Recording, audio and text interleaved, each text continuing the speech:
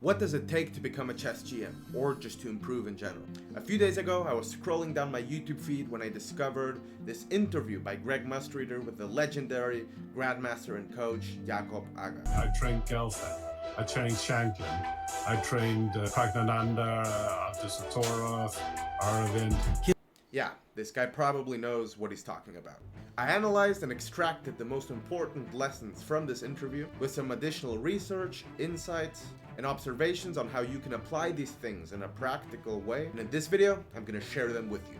Of course, if you're interested in this topic, then check out the full interview. I've linked it in the description. Greg really does some amazing work. Most players get to a certain level mostly on talent. This does not, of course, mean that they don't work at all and automatically start at a high playing level, but rather, simply with time, there's not that much friction to their improvement.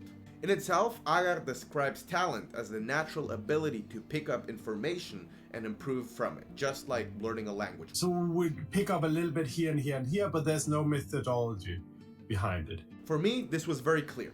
It took a lot of years and would probably be much faster if I trained correctly, which we'll talk about in a second, but I did pretty much reach 1800 without a real plateau.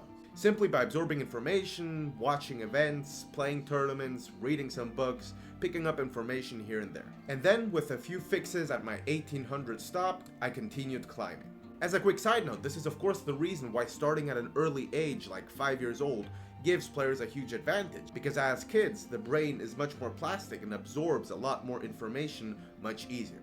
Just like me, I speak 4 languages, not because I'm some genius, but simply because I learned them when I was a very small kid, and therefore they stuck to me for life. So, this does not mean that you don't put in work and you just naturally improve, but rather that it's much easier and with much less friction. Up until a certain point where usually you will hit some kind of a wall and some kind of a plateau. And that's where it's time to put in some more conscious effort and identify the real weaknesses in your game. These weaknesses can be very clear, just like Aagard says right here. Within like half an hour, I see like, okay, this guy cannot organize the pieces. This guy, he cannot calculate. This guy doesn't know positional fundamentals. It never fails, and it never fails because everyone comes to it in the same way. They have something that works for them, and they keep doing it, and then at some point it doesn't work more. For me at first, I never really managed to convert the advantages that I got in my games. I was always playing decently, but I was losing a lot of points or half points simply because of my lack of ability to convert. I realized this just after the worst tournament I had ever played in my life, where I lost like 80 rating points. Then I put in some real effort into fixing this issue. I read a Russian book on converting advantages, and that's when I got to... Holy shit, this fly, man, won't let me film. Then I put in a lot of real conscious effort into reading a book on conversion, and that's when I skyrocketed to 2050, I qualified to the Chess Olympiad, and I got my CM title. Now, although I'm still making some slow and steady progress, it's very clear to me that my opening preparation and my calculation is subpar to my positional understanding. And hopefully, that is what's going to boost my development and help me for the future tournaments. Sometimes it's not very easy to understand what exactly you need to improve, and some outside help can be useful. So if you want to work with me, if you want me to help you in your improvement, then you're welcome to check out my link in the description of the video. Now let's transition to something more interesting, and that is playing style and tendencies. Identifying which one you are makes your task of improvement much easier. Aagard describes this with a model: logical and technical, intuitive and technical, logical and dynamic, intuitive and dynamic. Every player has tendencies to a certain direction, and the ideal way to be a master of all trades, or a GM in this case, would be to get as close to the middle of this model as possible. He gave an example, which I can only speculate is Anish Giri, the guy who was one of the last players in the playing hall when I got my CM title, where we were walking in circles. Those were some good memories. Anyway, we're getting a little bit off topic. People will know who I'm talking about, for example, but I'm not going to mention names. But there's a very famous player who gets many winning positions and makes many draws. And in many cases, there is some moment, 1 or 2 moments, where he has to calculate a concrete sequence of moves. And there, he feels his way, which is sort of the opposite of what the other example. He tries to feel his way, but my mentor, Mark Turetsky, had a fantastic rule of chess tactics, which is, if it works, it works. And if it doesn't, it doesn't. And you can't feel your way to that. Now this is a game I played 1 month ago in an open tournament in Medellin. Let's see how this makes sense.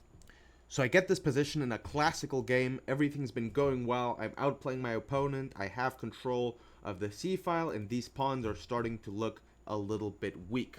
I play the correct move, queen c6, to trade queens, get control of that c-file properly. Now I'm going to come in with my rook, as I do correctly with rook c1 check. And now, ladies and gentlemen, it's time to just collect this pawn, calculate a little bit, bishop takes a2, bishop takes e4, and now bishop b3, and we're going to start pushing these pawns, and the game is won. Instead, what do? I try to feel my way and continue playing in this technical style that we've just described. By playing the move here, pawn to a4. I want total control of the position, I want to go little by little, I want to play b3, but this is actually a mistake, because now white would have the move rook to d4, and somehow I didn't calculate it precisely. I saw the move, but after b3, a b3, pawn b3, if we reach this resulting rook endgame, I can collect this pawn, but that's not going to be enough to win the game. So this is where my lack of feeling for dynamic positions came into play. So the point is, by analyzing your games and figuring out on which side of the spectrum of what kind of player you are will help you understand what weaknesses you may have and how you will manage to improve them. And improvement, just like in anything else, is the constant process of going through your mistakes, improving one aspect. If another aspect lags behind, you move on to the next, and so on and so on. So in conclusion, you can get very far just by talent and by training, general training here and there, but identifying your weaknesses and having a methodical approach to your trading and fixing them will really make a huge difference. So the final clarification, talent is subjective. It's not like one person has it and the other one doesn't, but rather it's the ability that you have to comprehend the things, the information that you're absorbing, and using that to improve your level. And there comes to a point, that point can be individual for different players. Some people can reach 1000 on talent with just doing basic things. Other people will reach 2000. If you start at 4 years old, you might become a GM like this. But at the end of the day, after that, it's about the work that you put in.